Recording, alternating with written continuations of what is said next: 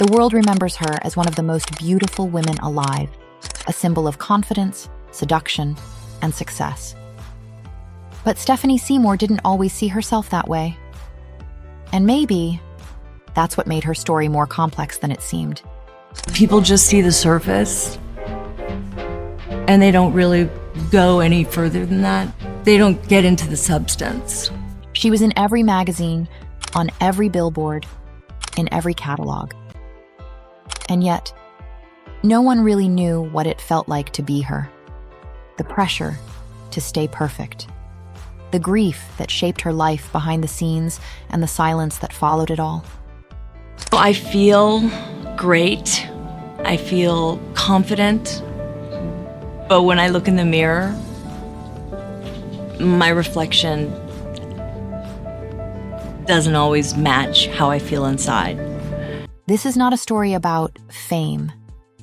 It's a story about what fame costs and how one woman paid in full.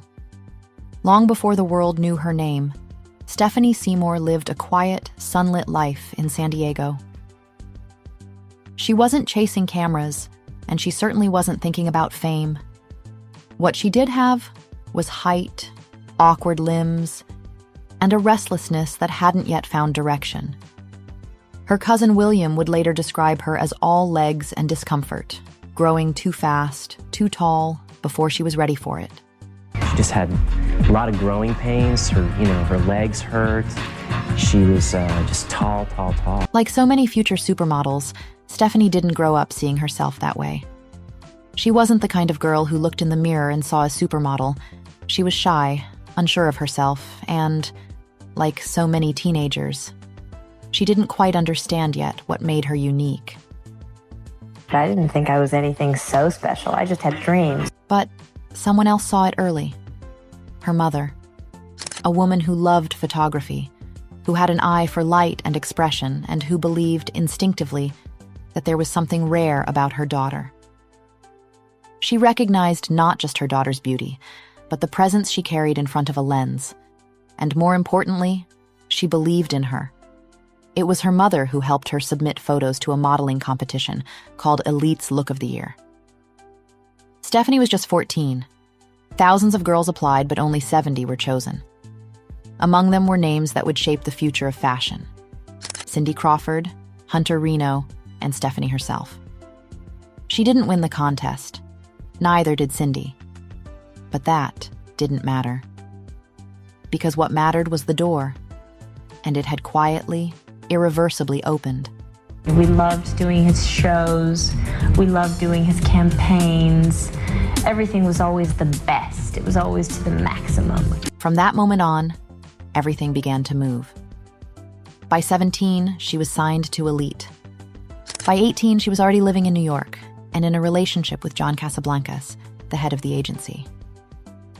To the outside world, it would eventually look like exploitation. But to Stephanie at that time, it was just the next step forward in a world she didn't yet know how to question.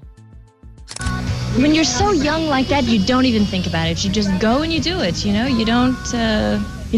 I wasn't afraid of anything. I was just excited. I was just excited about everything. So I didn't really think about it. I think much more now about everything I'm doing. I'm more calculated about everything I do.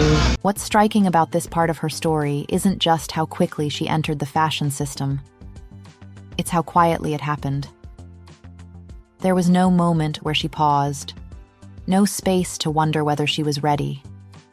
Only momentum and expectation, and the silent assumption that she could handle it. She didn't yet know how to protect herself. Didn't yet know that the world she was stepping into wouldn't ask what she needed or how she felt. It would only ask what she could give. And she gave. Because that's what young girls are taught to do, especially when they're beautiful. By the early 1990s, Stephanie Seymour had become something else entirely. No longer just a promising teenager from California, she was now a fixture in the fantasy world of high fashion. She moved between luxury houses like Chanel and Versace with the same grace she brought to a camera lens. Her name became synonymous with beauty, with elegance, with a certain kind of sensuality that felt both effortless and undeniable. But Stephanie's success wasn't just about beauty.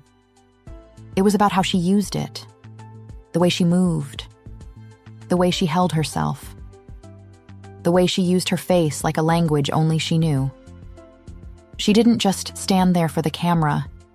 She told it something. She had this innate ability, wherever you put her, it wasn't just to look beautiful, it was to move. So the photographer could keep snapping and he never had the same picture twice. And most of all, there were the eyes. That's what the photographers talked about the most. Not the angles, not the body, but the eyes. I think she is an actress and that she will close her eyes and then she'll look up into the camera and she'll look not into the camera but through the camera and beyond the camera. I think the eyes are very, very one of the most important things in a photograph. That's what made Stephanie unforgettable. She didn't need to be loud to be powerful. She could hold a gaze and hold a room with just a glance. She understood that modeling wasn't just about beauty, it was about transformation. And no one captured that better than Richard Avedon. With Avedon, it was never about just looking beautiful. He gave her a role to play, a mood, a soundtrack, a character. And Stephanie understood what he was asking, not to pose, but to become someone new. I did a series of 100 Years of Fashion with Richard Avedon. He made it so interesting. He was a great director. He always had kind of a backstory of who you were in the picture, and he would bring in choreographers and certain music, so he would set the stage. In his studio, she wasn't just a model. She became a woman with a story, even if that story wasn't always her own. In the public eye, she was effortless.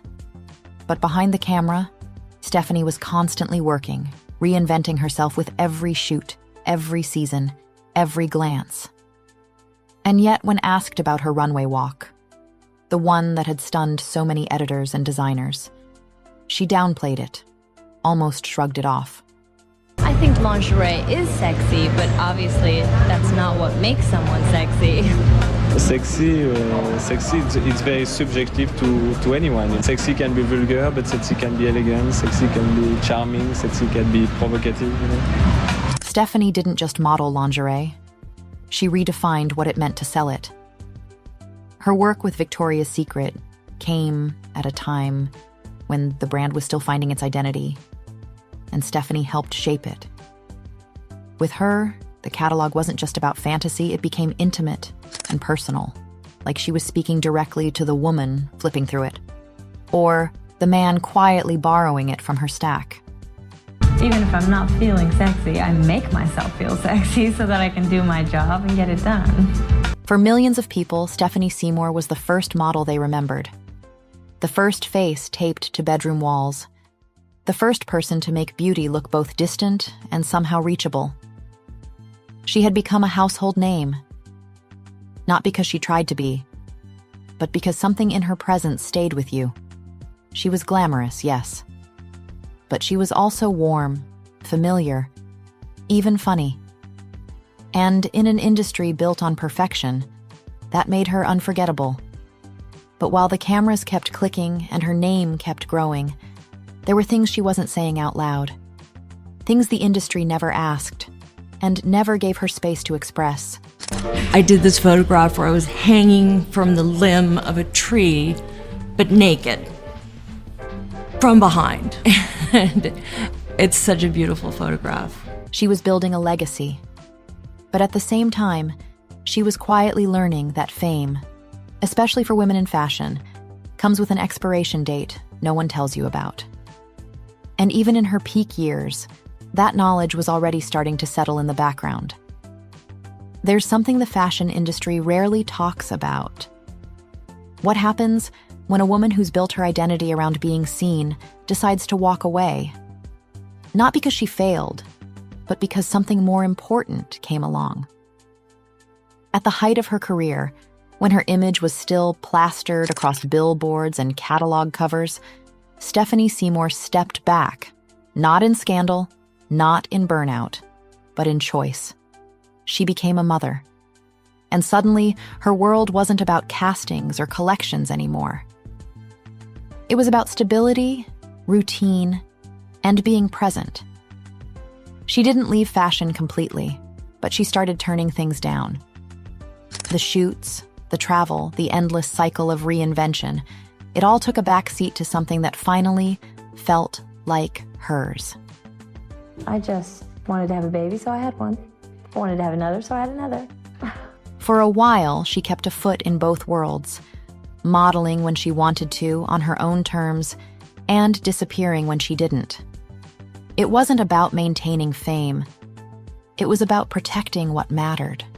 I have to choose very carefully what I do and how much I travel because I have 2 children. So I only do what I think is the very best. From the outside, it looked like she had found peace. A woman who had survived the industry and landed in a life that felt whole. But peace has a way of being temporary. And in 2021, everything changed. Her son, Harry, the boy who had once walked red carpets beside her, who mirrored her elegance, her defiance, her sensitivity, died from an accidental overdose. He was only 24. The loss was devastating, not just to her family, but to those who remembered Harry as a kind of modern muse.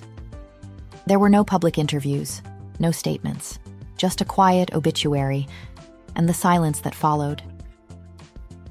This was the kind of loss that doesn't make headlines for long, but reshapes every part of a person's life in ways no camera could ever capture.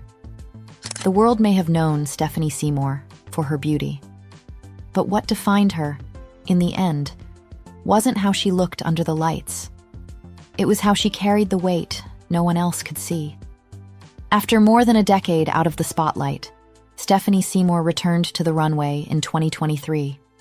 It wasn't part of a comeback tour, and she didn't promote it online. She walked in Alaya's show because it mattered to her.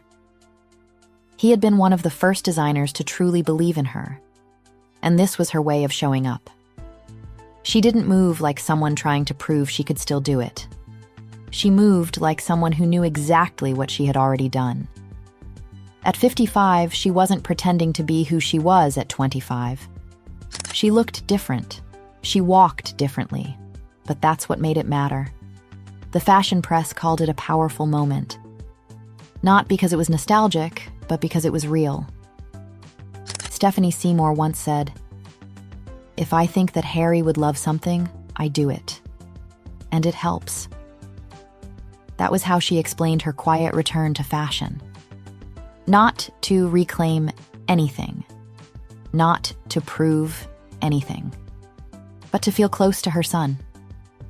Today, she's not modeling full-time, but she's still present, quietly.